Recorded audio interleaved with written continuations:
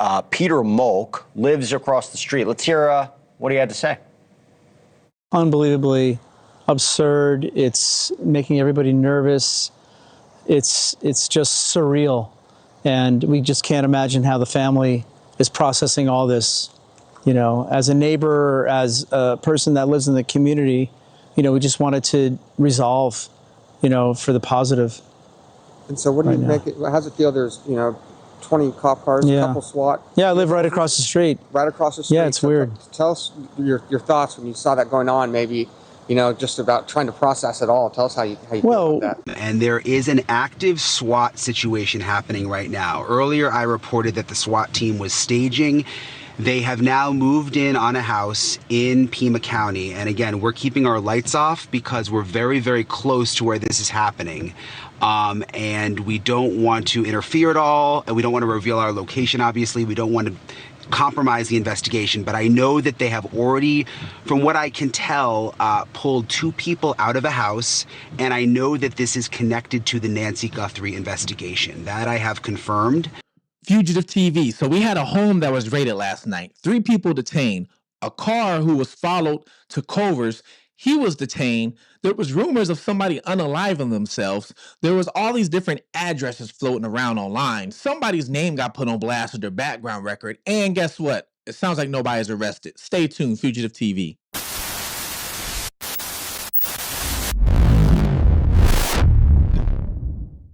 Fugitive TV, I am your host, Ray Marcel, where we take a look at cases of unsolved mysteries, missing people. We've been digging into the Nancy Guthrie cases for like the last maybe, week and a half, and we take a look at it from my perspective, which a fugitive, because I was a fugitive on the run for 15 years from the law, living in different countries under different names. Now I'm doing great in life. I have run a few businesses. I'm trying to help other people. I'm a motivational speaker, and, you know, I'm trying to shed light on certain cases or give perspectives that other people might not see just because I've been on the other side of that fence. Well, we've been talking about Nancy Guthrie lately, all right? Well, for you guys that are new to my channel and for you guys that are old to my channel, this is not my regular scenery. I am out of town right now. I had to drive out of state yesterday because I'm currently working on a case, pretty much boots on the ground. So I'm using somebody's office at this moment to do this video. Well, last night there was a raid on somebody's home at Nancy Guthrie's, or I'm sorry, not at Nancy Guthrie's, but at a house that was not far from Nancy Guthrie's, okay?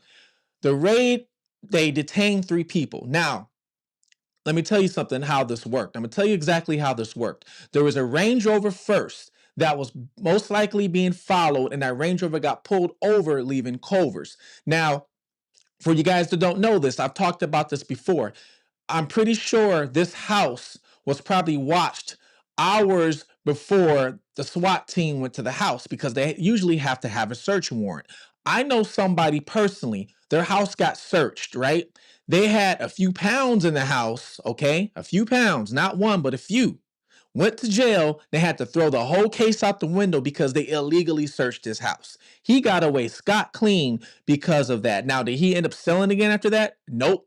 That was a wake-up call for him. This guy now is working a 9-to-5 job, but he's doing pretty good for himself, okay? But so they had to get a search warrant, all right? So which means they had to keep an eye on the house. So they were probably following this person in the Range Rover, probably with a couple cars. They have a car that will look at the house down the street, Range Rover leaves, then they call into another car that could be further down the street, and then that car comes up behind the Range Rover and then starts following the Range Rover, okay?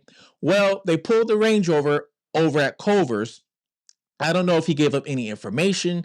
We don't know anything, but they pulled him over, and once they pulled him over, they swarmed the house. Now, there's a bunch of different addresses that are on the street that if you go on Reddit, you go on Twitter, and the funny thing is, I actually had a video right before this video. I couldn't release it because all these addresses, they're dropping names. Some of these people had criminal backgrounds. And I was going to show you, hey, this person, that person, this name, this person is probably the one that got arrested. But the issue is nobody could confirm exactly who, all right?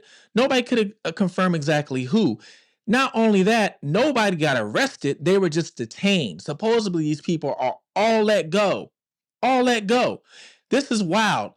We don't know if this happened from a tip, okay? Or if the police just don't know what they're doing, all right? There's evidence or reports from Brian Enton that's saying that he spoke with sources in the FBI and the sheriff is hiding evidence from the FBI. They found a glove supposedly inside the home. They never told us this. FBI wanted to send the glove to Quantico, but sheriff instead said no, he sent the glove to a private location in Pinellas County, Florida.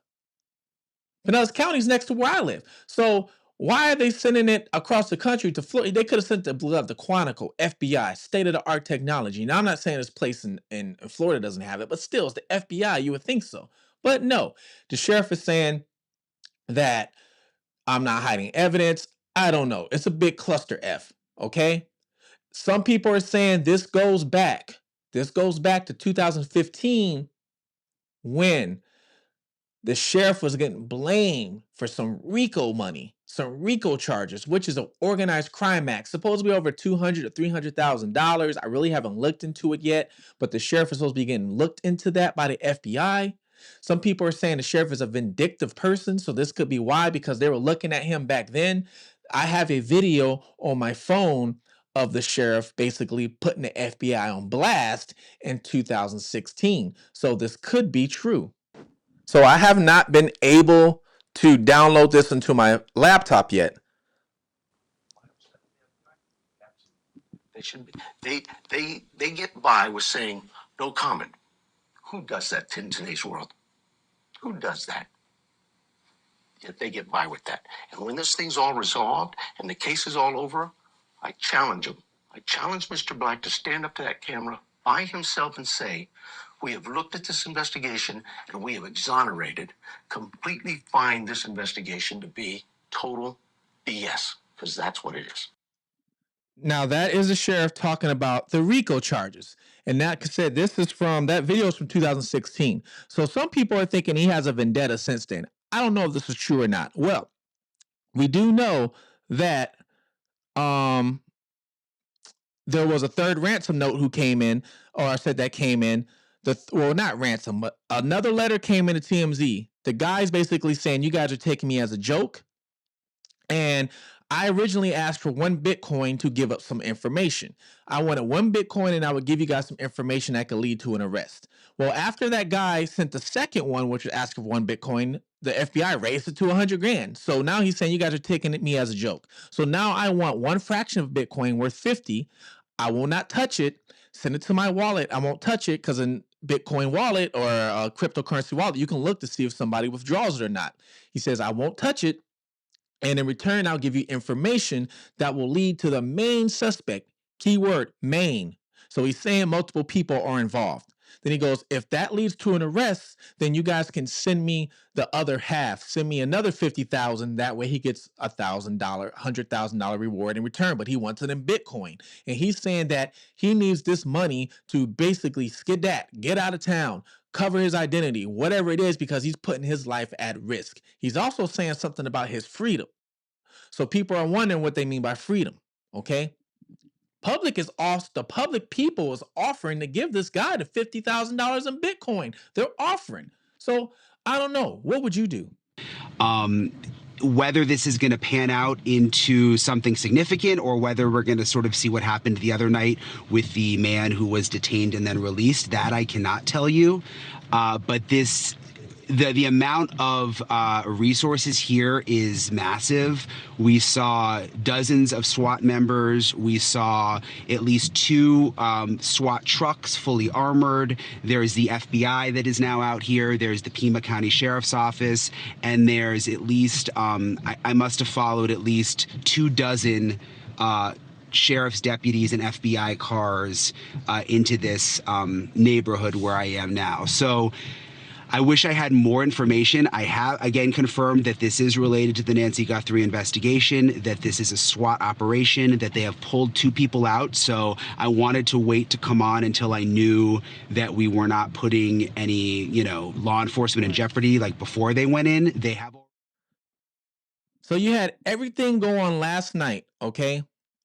Everything go on last night, and nobody's supposed to be arrested. Supposedly, Nobody was found. There was no Nancy Guthrie. There was even people of reports saying that the person in the Range Rover unalived themselves. They were saying the person in the Range Rover unalived themselves. And you saw pictures floating around on X with a yellow tarp around a Range Rover, all kind of things, okay? I'm wondering if these pictures are AI generated. I don't even know. I'm starting to wondering if this thing is even real, what's going on. They're raiding these people, the houses, and still nothing's involved. And even if this thing is real, this makes me to believe that this is bigger than what it is. This was not just no random person knocking on the door at nighttime. It was not like that. I said from the start, as soon as I saw that video, actually, I said from the start, my first video, I said this was more than one person. I said that. And I said this is somebody who's done it before. Maybe not abducted, but they broke into a home before. Okay. And even in that video, with the guy with the mask on and everything else, how he's all nonchalantly going up to the door.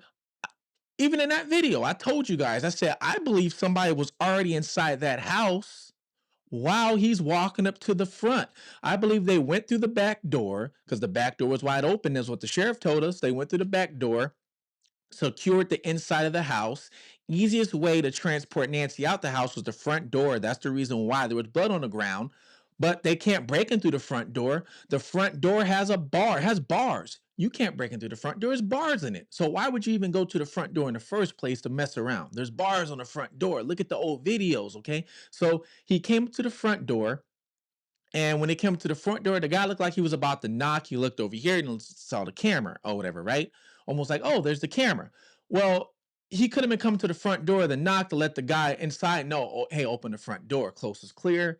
We're going to bring the car around. Saw the camera, disconnected the camera, and then had the guy open the door from the front, and they bring Nancy out. And she drips the blood from her wrist, nose, whatever it is, okay? It wasn't like she was leaking out a lot of blood. It was looked like it was nose, like a nosebleed. That's what it looked like or whatever, right?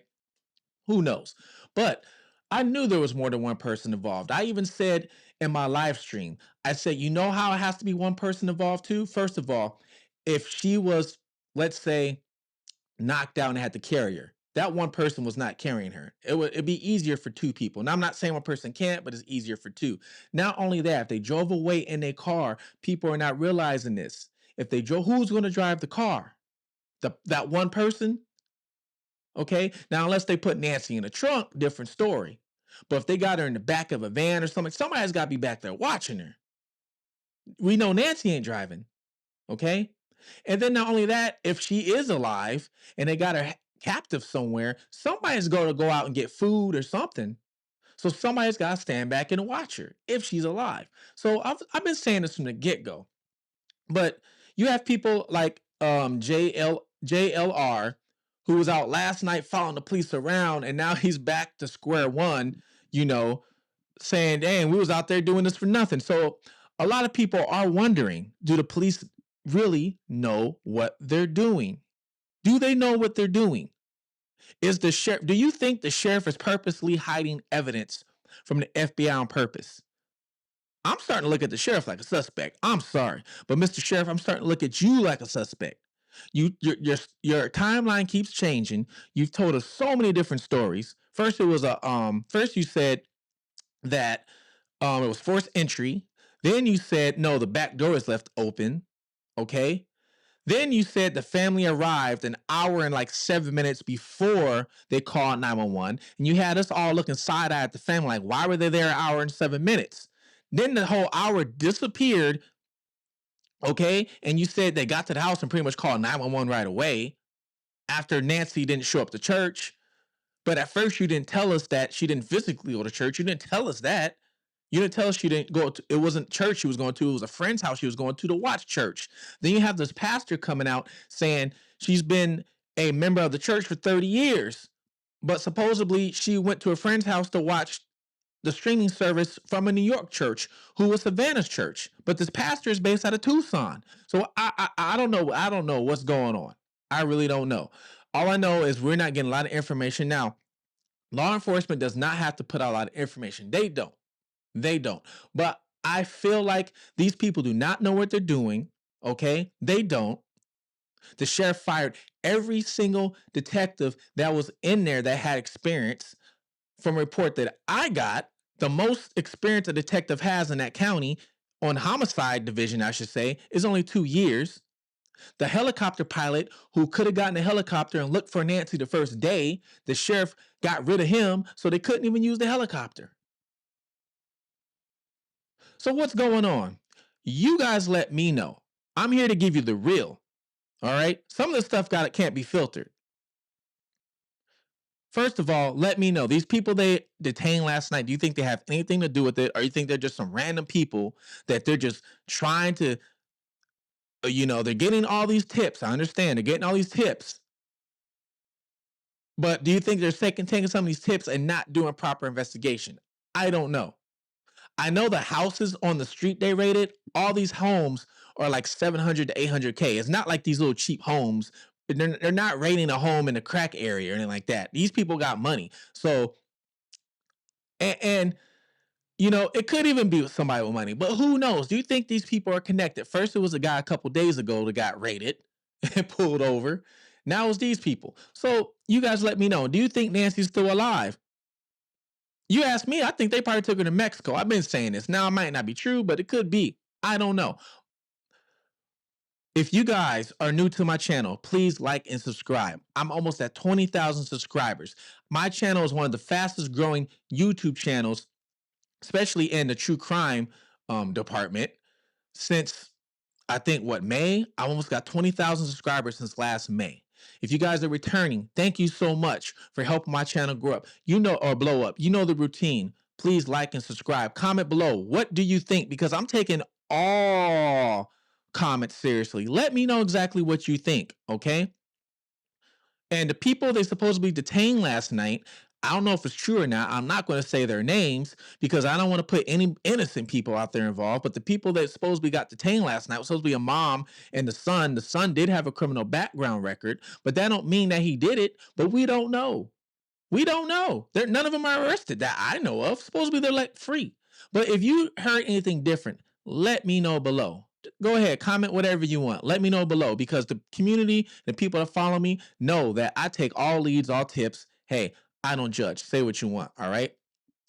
I have a video coming later on, an update on some older cases for the members, okay? It's a members only video coming out, so if you haven't joined the membership, please join the membership. Also got the Fugitive TV merch, as you see.